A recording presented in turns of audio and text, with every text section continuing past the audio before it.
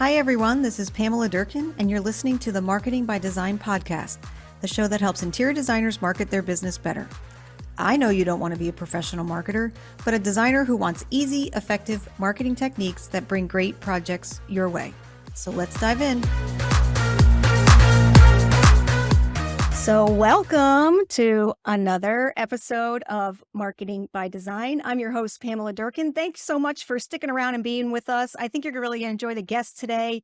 We're going to be talking all about one little spot on your website. So I think you're going to find it really interesting and really easy to implement on your own. So you're going to be really happy about that. So let me introduce our guest, Robyn White, who many of you may have known because she is everywhere in all the design groups. But Robyn is the owner and founder of RDW Design Studio. And it's a boutique website design studio located in Cape Cod. So that sounds like a beautiful place to be. And she specializes in helping interior designers, architects, stagers, and organizers elevate their website so it reflects the high quality work they provide and their business has the online home it deserves. Love that word, home. That's awesome. So Robyn designs websites that are not just beautiful, but allow her clients to show up online with confidence and attract their ideal clients. And we know we're all about that. So welcome, Robyn, to the show. Thanks for being here. Thank you so much, Pam. Pleasure to be here. Yeah. So we've been talking over the last couple months, and I was laughing. I was like, we really need to rein this in because you and I can sit on the phone. We've had several calls and it's been like 2-hour calls, right? And so we're going to have to dial it in. So what we talked about, and one of the things that we want to really focus on today is that one little part of your website that both of us agree is so very important, which is called above the fold. So why don't you speak to our audience a little bit exactly about what the above the fold means when it's your website? What is that? Sure. So the above the fold is actually a print term, just to give a little bit of background about it. And it comes from the newspaper industry. And it's the part of the paper that you see above where the paper is actually folded in half. So now it's used very commonly in website terminology. And the part of the website it's actually referring to is what you see when you first land on the website before you scroll down. And the reason this area is so important, and I like to call it your prime website real estate, is this area, you have a couple of seconds to capture the attention of visitors to your website. This is where you're making that all important first impression. And if they don't see what they want in the first few seconds, they're going to bounce off and go somewhere else. So what you put here is basically the decision maker for visitors to your website of whether they should scroll down or scroll through to other pages or leave and go to the very next website. Competition's really stiff. So you've got to capture their attention here and fast. Yeah. So this is so very important because, of course, I don't know, I'm working on a website myself, and I'm sure many people have done that as well. And it's sort of like the bane of your existence, right? But if you needed to concentrate on one area to really get good at and really dial it in, that's that one area that we want to spend a lot of time and effort and thought process as to what is going to be, right? It's our first impression, right? It's like when someone meets you, they're sizing you up immediately. So Yes. I want and to you get encourage one chance to make a first impression. you do. And I also want to encourage so many designers, and we've talked about this. Go and do an experiment for yourself. Is go and just Google interior designer and pick a different city and do 4 or 5 different cities. And I've done this myself. And you'll see 4 or 5 different websites from different designers, and they all say the same thing. So you have to think like a client. Like, how are you differentiating yourself in that tiny little spot? What are you doing to help them, get an impression of you and to scroll further, right? Yes. And I'd love to share a couple of tips as to what you should actually include in that above the fold area. Yeah. So we're going to talk we're going to talk a little bit like design and also some copy, right? Absolutely. Cool. Because the design and the copy of your website are equally important and they go hand in hand. So I'm a big believer in copy being incredibly important. But what I like to recommend that goes here is obviously you're going to have your logo or a business name at the very top of your website, along with your main navigation menu. And just to talk very briefly about that, keep it simple and clear. Um, I would say 7 pages is the absolute maximum you should ever have in that main navigation menu. Um, People's brains can't really absorb more than that. And we never want to overwhelm a buyer because an overwhelmed buyer isn't going to purchase from us. No They're just decision going making, to. right? They get like, blah. So Exactly. what would you say your ideal number of headers at the top should be? I like 5. Yep. Yep, Nice odd number. Three's like not enough. Five's just like just bright, right? And one of those exactly. is obviously a contact button, I'm assuming, right? Contact button, which absolutely should go at the far right. Our eyes automatically go to the edges. So contact is in 99% of websites, the page that we want to, drive And people maybe to. in a color, right? Like I have mine in a different color, so I'm assuming we want to like boom, we want to move that eye, right? We totally want to highlight it and have that in the right. Don't bury that in a drop down or in the middle or anything like that. And the other thing that does not need to be in your main navigation is home, because by clicking on your business name or logo, that will take people back to home. And that's kind of standard now and understood by people. So if you want to add another page in, take home out. It doesn't need to be there. And don't be really creative with how you're titling the pages in the menu. Um, if you want to have an About Us page, call it About Us on the page or Meet the Team, but just call it About in the menu. One word, nice and short, so not taking up too much space. If you have a blog, call it a blog. Don't call it your thoughts or your journal or anything like that. Don't leave any room for confusion. Use the conventional words that people are expecting to see there so they can find the information they want to find quickly. Yeah, I love what you said there because as creatives, we try to get creative in areas that are detrimental, right? And so rather than come up with all these crazy names, just use familiar terms so that people are feeling, because we're talking about user experience, right? And we want it Yes, to we be are. seamless and easy for people to know where to go and to not have to think about it. Because when they get frustrated, they just leave. So, Yes. such great advice to just keep it simple. I love the idea of taking that home off and just, of course, assuming that this is industry standard in terms of what we're working on now, that needs to be, that can just be our logo. And so, such great advice. So, 5 to 7 Exactly. pages on your website, and you could probably even combine some pages, meaning, and you tell me you're the expert, but for me, my interior design and my portfolio are on the same page. Hmm. They don't have 2 different pages for me. Now that could be 2 different pages, of course, or be, go to a hidden page, but doesn't necessarily have to be individual pages if you have other things that you want to talk about. How do you feel about Absolutely. that? Yeah. I agree 100% with you. And the other thing I'll mention is you don't need to have just one menu. You can have another menu in the footer, which is the bottom section of your website, that has maybe some less important pages, business tools and resources, media, um, if you hire people, work with us type of pages. The ones that aren't the super important pages that need to be on that top level navigation menu for potential clients to hire you, find out about you, your services. I mean, the main pages are really about services, portfolio, contact. Um, some will have a shop the look, some might have a blog. Those would go up there. And everything else can kind of go lower down at the footer.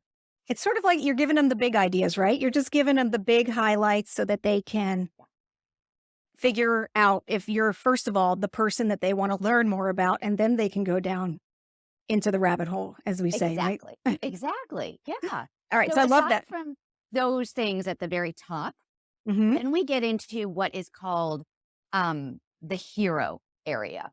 of the Yep. above the fold. And tell us why it's called the hero area. Just I like that terminology, and I've heard that before, but explain what that means. Yeah, so that's a really good question, and I'm not sure exactly how it came about, but I'm gonna guess that is it possibly because we want to tell a story and you wanna have a hero in your story? I think Is that that's what what it you've is. heard? Yeah, I feel like it's superhero. It's like the person the thing you're looking up to, the thing that's that inspirational, aspirational Aspirational. Yeah. image. So yeah. Yes. Yeah. So we're in So agreement on what our theory is on that. yeah, yeah.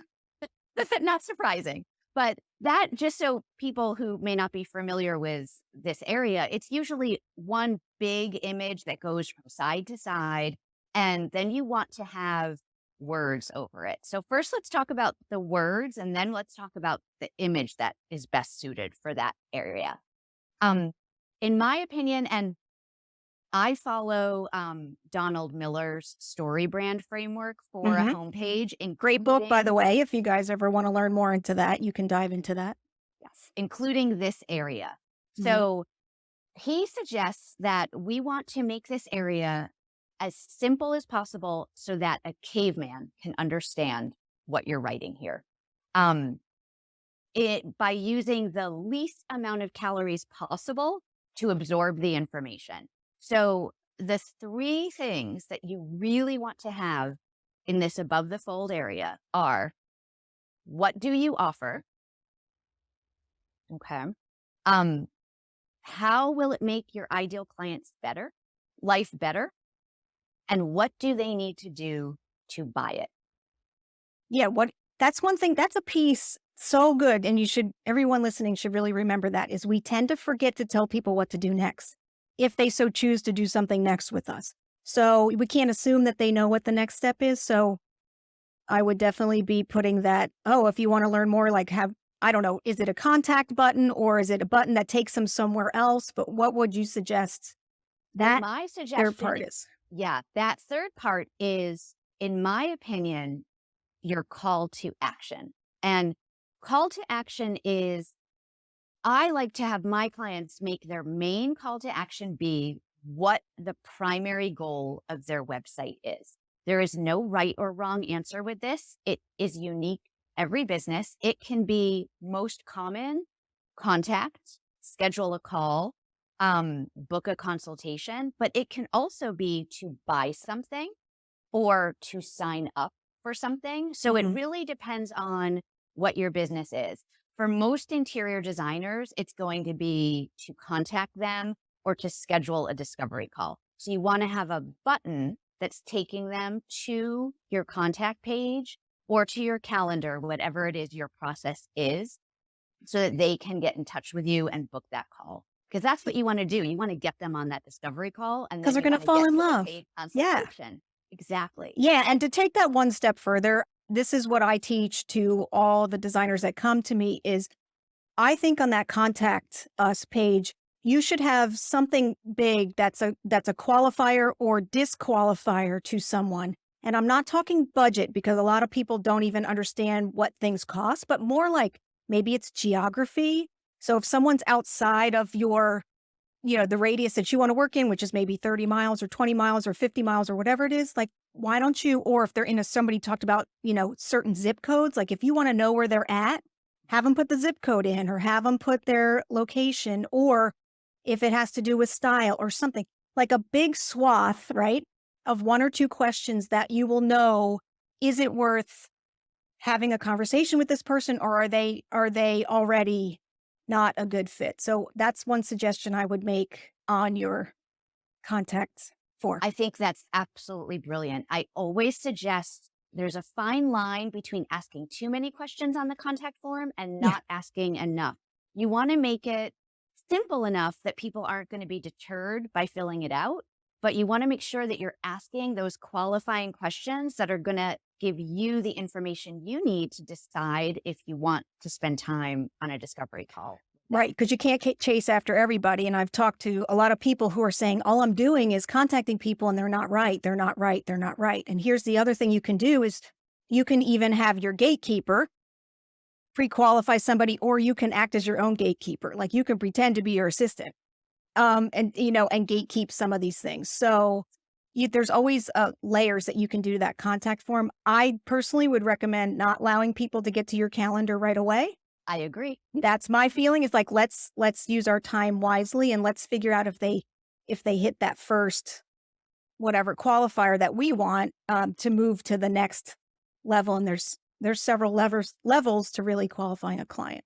Yes. Automation is wonderful, but actually being able to read through the answers that you get in that contact form and then reaching out with a calendar link or having the ability to ask more questions if you need Yes. to is wonderful. And along the lines of what you were just saying, Pam, in the words, the copy on all the pages of your website, um, you can really get across clearly who you want to work with.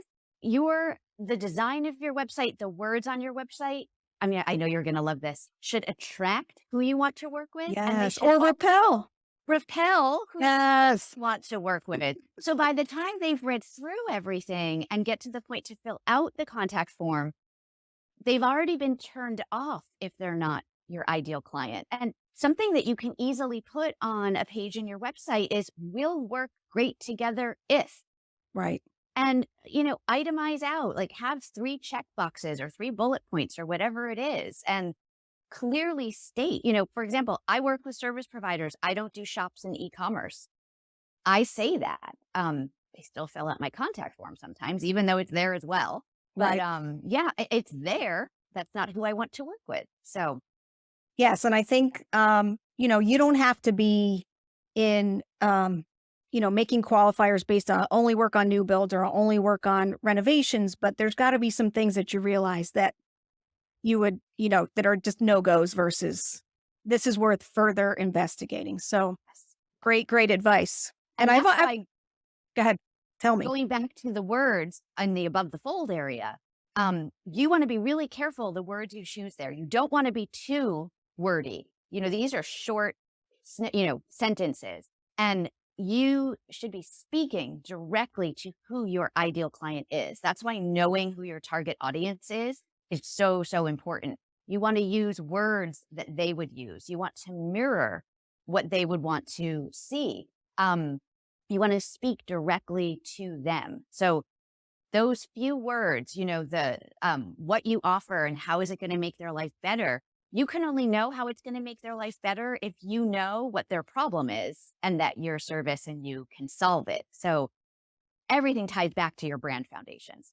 Yeah, and I think if some people are wondering what those words are, if you have client testimonials, go back and look at those because you want to use those words that clients have used. And if you don't have all the information that you think you want on those, as you're asking for testimonials moving forward, say, how have I helped you? What did I help you with? What problem did you think you had? And then I was able to solve for you or help you with or support you in. And that's going to give you so much great content copy, right, for your Mhm. website. Absolutely. All right. So then there's one other thing I want to talk to you about when it comes to above the fold. Can we talk about lead magnets Yes, and absolutely. opt-ins and things like that, which I believe should go above the fold? But you, again, tell me what you think. So I personally again, this depends on what the main goal of your website is.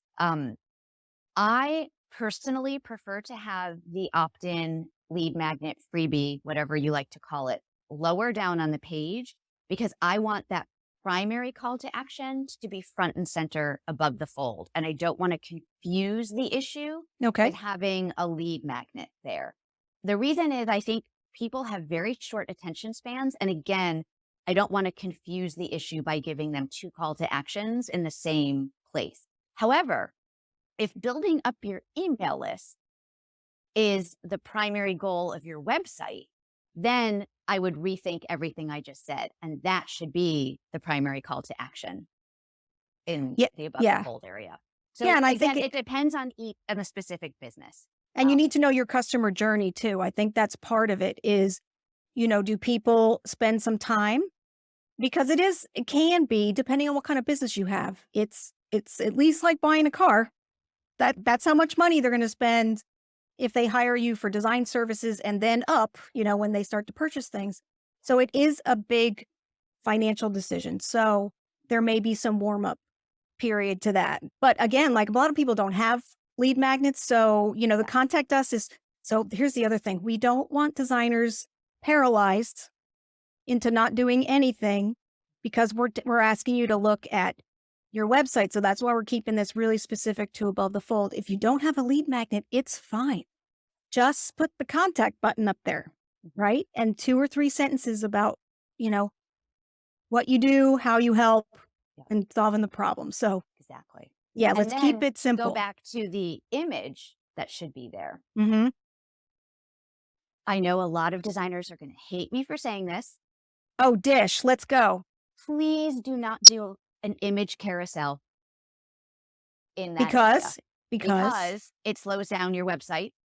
And the last thing you want is for people to wait for several images to load before they see what they want to see. yes. There are so many other places on your website where we can do more images. Pick the best image of your work, what you want to attract more of. An aspirational image is what we really want to have here.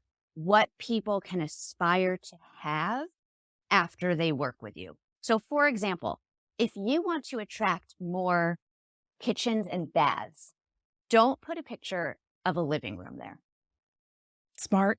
So right? simple, but yeah, like we Yes. just picked the best, maybe the best picture we have or whatever, but Yes. And you want Mhm. this to be your favorite picture, your best project, your best work, what you want to attract more of. Then obviously you should make use of images throughout all of the pages on your website and obviously in your portfolio. But that is the best image that you have, and don't do a slider or a carousel. It's not great for user experience. People aren't spending enough time there to cycle through all of those images. Don't yeah. waste them there. Don't slow down your website. And so you make me think of a question to ask you along those lines. So static image, which is great. And I'm wondering, please tell us, because I know that the percentage is high, but what percentage of people are looking at your site on their phone versus a computer? So that is going to vary based on who your target audience is. So let's think Ooh, about this. good. If your target audience is 65 plus, let's say you are targeting people at the retirement age, chances are they're looking on a laptop or a desktop and not their mobile. This is a big generalization. If you're targeting people under the age of 30, chances are they're looking on a mobile device. And what about those in our age bracket or my age bracket? Where are So we you, looking? We're a where little we split. are, I prefer to search on my computer or a iPad. The phone is too small for my eyes. Me too. I don't like to do a lot of heavy searching on the phone. Yeah. I will say that. So Now, every keep that in website mind. should be mobile responsive and designed to fit to different size screens. However, this is where knowing your ideal client is so important because um, you might want your designer to design mobile first if you're really, going after a much younger age bracket. So this is where knowing that ideal client avatar is so important. And also finding the right person to help you with your website, right? Mhm. Okay. Yep. Yeah. And so one of the things we did talk about, which we of course have got to like call everybody out on, which is the things that we as creatives and designers like to focus on, but really have no huge effect on the real purpose of our websites, right? Which is to attract people to us, to get inquiries and clients. So let's talk about like logos and fonts and things that we'll spend a year. I see so many people in the groups talking. I've done 6 logos and I spent a year doing this and I spent $1,000 and I'm thinking, okay, I you know. could have spent $1,000 working on your website. And I get it. We want that certain look because we're all about it because I am too. But let's talk to the things that distract us from our mission, as they Yeah. say. Well, the first thing that I would love to just share, and I hope people really hear this, is your brand is not your logo. Oh, can I clap? Who's standing up, cheering? We're making t-shirts. Let's say Yes. it again. Your brand is not your logo. Mm, So many people, and I think this is really going to apply to newer business owners. Um, they want to spend all their time getting that logo just perfect. Um, Picking colors, picking fonts. One thing I'm just going to say, I am a huge believer that your brand foundations are one of the most important things that you should be working through. Um, it's going to make everything in your marketing, your messaging, your positioning easier. But when you're first starting out, you don't know what you don't know. And in my experience with my own business and a lot of clients I've worked with who are newer business owners, everything is going to change in the first 2 or 3 years. So my advice is you don't have to have a logo when you first start out. That bit at the top of the page can be a logo or it can just be your business name written out. No one is going I'm to hire clapping. you. I'm clapping silently here. Yes, go ahead. No Carry one's on. going to hire you because you have a logo or you don't have a logo. They're not hiring you based on your logo, And right? here's my thought to that too, is that we tend to look up to companies whose logos are extremely recognizable, like Coca-Cola or Amazon or, pick another big company. And we're Google. not Google. We're not, that's not us generally. I mean, I don't know how many design firms are at that level. So we need to remember that that we don't have to follow all those rules being a smaller business Yes. because we're looking at somebody that's in a whole different level than we are. So I carry on. agree. I agree 100% with that. And I just hate to see a newer business owner spend either a lot of time going down the Canva rabbit hole trying to do their own logo or paying a graphic designer more than they should at this stage of their business for a professional logo, knowing that so much about their brand is going to most likely change. Um, those are my thoughts on logos. Please don't worry about not having it. Colors and fonts are, in my opinion, a little bit more important even than your logo. And the reason for that is, as you guys all know, colors create different emotions. People Right. react differently to different colors, and fonts actually do the same thing. So you definitely want to give some thought to your brand personality, which should align with your personality because you want to be authentic. So if you're whimsical and fun, don't try to make your brand like serious because you're going to come across as not being you. And that's going to cause a disconnect and people won't trust you because of that. But if you're whimsical and fun, let's just say that's what you decide. You want your fonts to be whimsical and fun, and you want your colors to evoke those emotions. But if you're serious, classic, and traditional, you want to choose different colors and fonts. And then you Right. also want to think, how do you want people to feel when they interact with your brand and your business? Because again, you want to choose colors and fonts that are evoking those emotions. So, and there's no right or wrong. You, I think that's what throws people too is it's almost like the world is your oyster, but that's the great side and the awful side of it too. It's like there's too many, it could be anything. And as creatives, we tend to like many different things and get inspired by many different things. And certain designers will do any style or so they're very flexible in that way.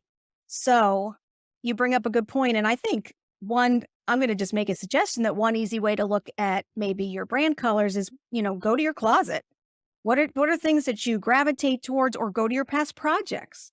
Mhm. And there is a nice tool in Canva where you can put pictures up and it'll extract colors, Mhm. and so that could at least be a great starting point Yeah. for what this new color scheme is going to look like. Yes. And I would actually take it one step further and say your brand colors don't have to be your favorite colors. You want them to be colors that are going to resonate and attract who you want to work with. So Yes. let's give an example. Let's just say Your ideal client is a bachelor in his 20s or 30s, because you find working with single men, they trust you more and they don't micromanage you as much. So, this Right. is who you really want to work with. Obviously, we know, and again, I'm going to make a big generalization. There's certain colors that men are going to be more attracted to, certain colors women are going to be more attracted to. So maybe like lavender and pink shouldn't be part of your brand colors if you're trying to attract more males as your ideal client, right? So while pink might be your favorite color, it might not be a color that's going to resonate with your ideal client if they're single men in their 20s and 30s. Yeah, so that's great advice. So don't get too hung up on the colors, but and the fonts, but there's some easy ways that Robin has given us to like identify what those colors are. And you could even Google in your ideal client, right? And with the word color schemes or color, and Mhm. you might be getting some really interesting things, or even to Robin's point is like, pull up a picture of your ideal client in some fashion magazine or some picture and then extract those colors and see how that all starts to work through or go through projects. So, Mhm. Yep. And again, don't spend too much time on it because it can all change later. well, and it's going to change. I mean, let's be real. Like, even my brand colors have changed. I'm in business 30 years. I mean, my brand colors have changed. So they're going to just be, change is going to happen. Yep.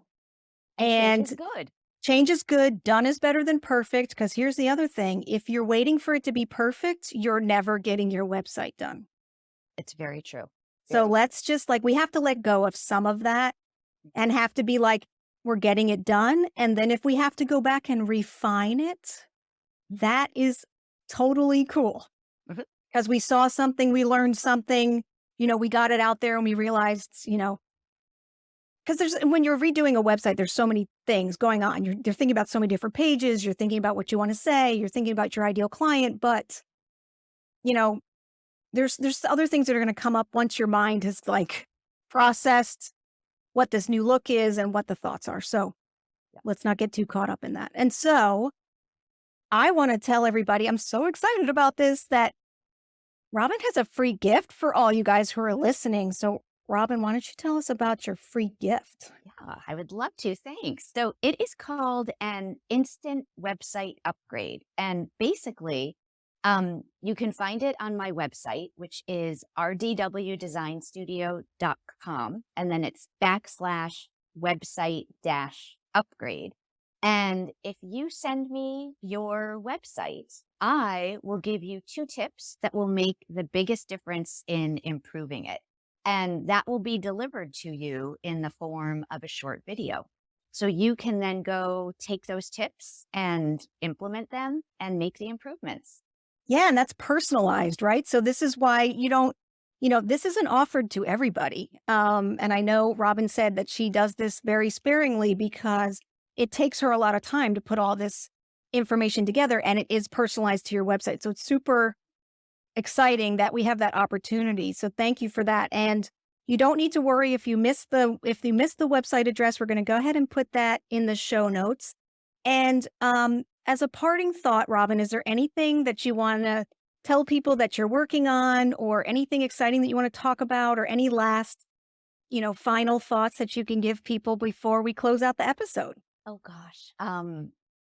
I just find my website design for my clients to be the most exciting thing. So when I get to the point where I'm actually ready to look at a blank white screen and start designing based on all the strategy and the materials that I've gotten and we've been pulling together and going over for the last few months, there is nothing more fun. And it's probably the way, most of the listeners here think about approaching a room that they're designing in a home, but I just love the challenge of coming up with something new and creative. And I'm lucky enough to be working on 4 different projects right now with 3 interior designers and 1 professional organizer. So I just love what I do and I love who I work with. So Yes, and who that just who lights doesn't me want up. to have a little raving fan in their corner going, "This is amazing. Your work is so great," right? So we love that. So Yeah.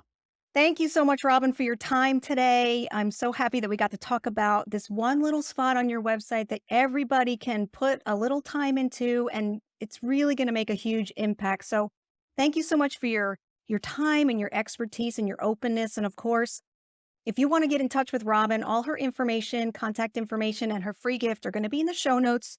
So be sure to check that out. And thank you so much, Robyn. I appreciate it. Thank you, Pam. Thank you for listening to the Marketing by Design podcast. Be sure to subscribe to our podcast on all the major platforms and catch our next episode in just a few weeks. If you enjoyed today's show, head over to www.pamela-durkin.com to gain access to our free resources. Thanks for tuning in, and in the meantime, always keep marketing by design.